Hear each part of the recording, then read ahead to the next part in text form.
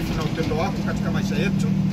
Umekuwa pamoja nasi wiki nzima na weekend ambayo imekuwa mbele zetu Bwana.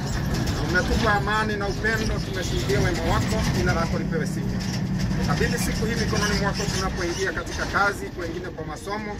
Bwana utuongoze, utulinde katika jina la Yesu. Uhimidiwe na upewe sifa, na ni katika jina la Yesu Kristo tunaomba na kuamini, katika jina la Baba na Mwana na Roho Mtakatifu. Amen. Napenda kuwasalimia mara nyingine na kuwashukuru na kuwakaribisha kwa wiki hii ambayo iko mbele yetu, ya kwamba ni neema ya Mungu ambayo imetuwezesha siku hii ya leo, na ningeomba tuweze kutafakari neno ambalo ningependa kuliweka mbele zenu, ambalo limekuwa baraka.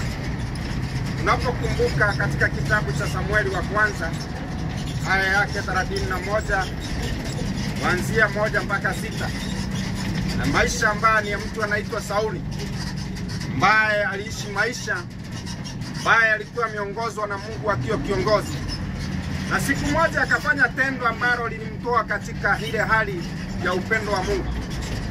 Na Biblia inasema ya kwamba and the spirit of the Lord departed from him and an evil spirit came upon him. Na kuanzia wakati huo neema ambayo ilikuwa juu ya kiongozi ikaondoka, na akaanza kutawaliwa na roho mchafu. Nikakumbuka msemo wa kwetu ambao unasema msichana wa kutongozwa usiku hata anapopitishwa kwa matope na katika maji na mito na miba hazilalamika, maana ameshikwa mkono. Sauli kwa roho chafu akashikwa mkono, akaongozwa kwa matope. Maisha yake akaishi maisha ya matope, maisha maovu, na hili jambo likamuongoza katika hali mbaya. Unaposoma hapo, katika hiyo hali alipoteza vijana wake 3 wakaangamia.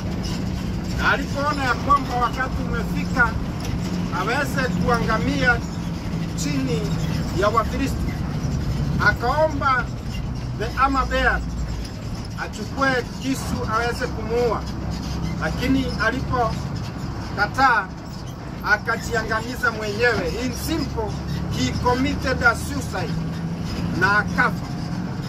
Baada ya hiyo saidizi wake pia akafa. Wafilisti walikata kichwa chake, wakaenda kucelebrate kwa miungu yao. Hiyo ilikuwa mwisho wa Sauli, maana aliruhusu neema ya Mungu ikamuondokea, kibali cha Mungu kikamuondokea, roho mchafu akamtawala, maisha yake yakaangamia, na kwa hivyo akakosa kuendanisha na Mungu.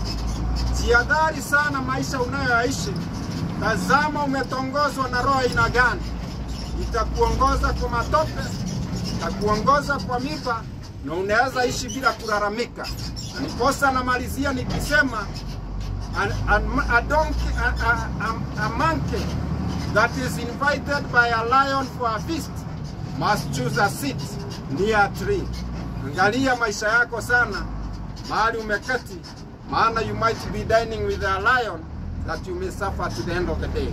May God bless you for a good day, and let this week be blessed. In the name of the Father, Son, and the Holy Spirit, may God you do great. Na mkumbuke ya kwamba Sauli alijiangamiza akiwa kiongozi. Bwana watende mema.